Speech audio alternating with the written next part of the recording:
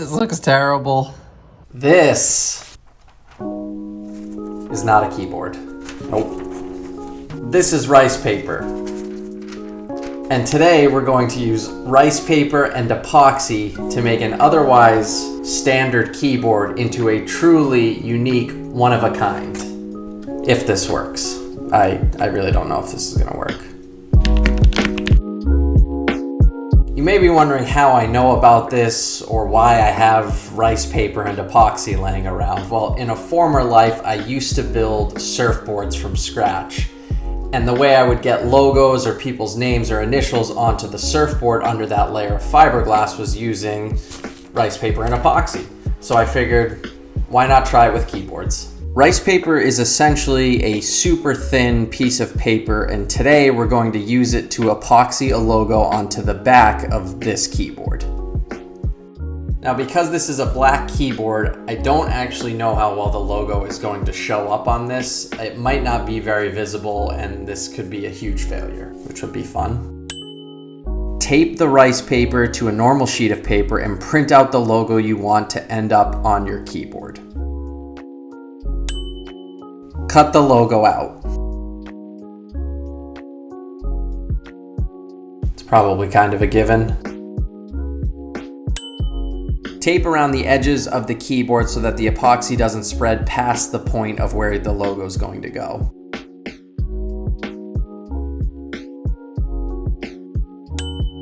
Mix 2 parts epoxy to 1 part hardener and stir.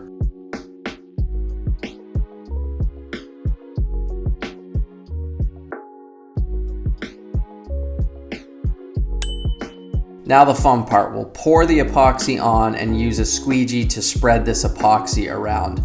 We want to get the epoxy super thin, so we're not going to use a lot here as we're only adding this purely to get the logo on and not for any structural reasons.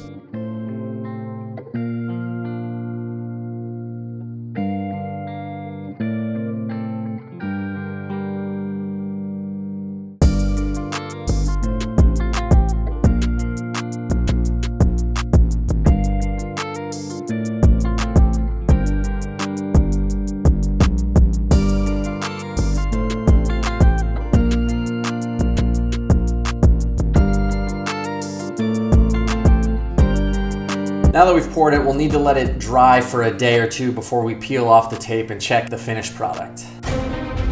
Okay, before we get to the epoxy logo results, quick plug for my next video. It may or may not have something to do with the Mode tattoo bet as well as a Mode keyboard build, so definitely subscribe down below so you don't miss that update. And if you don't know what I'm talking about with a Mode tattoo bet, I'll drop a link in the description below. Definitely check that out. I'm running some giveaways on that video that you definitely don't want to miss out on. Okay, now let's see the results.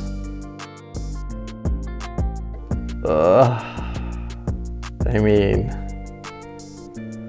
it's just awful. It really turned out awful.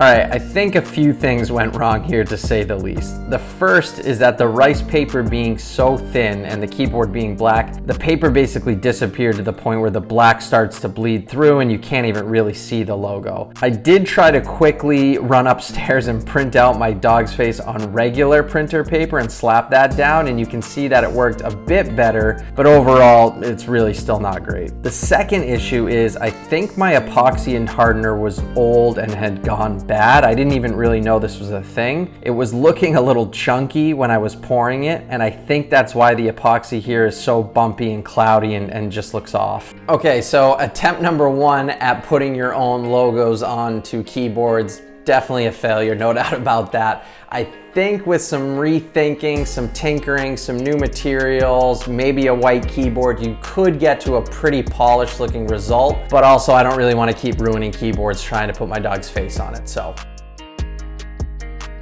But drop a comment down below, let me know what you guys think. Did you like this little do-it-yourself project? Should I buy a cheap white keyboard and maybe give it another go?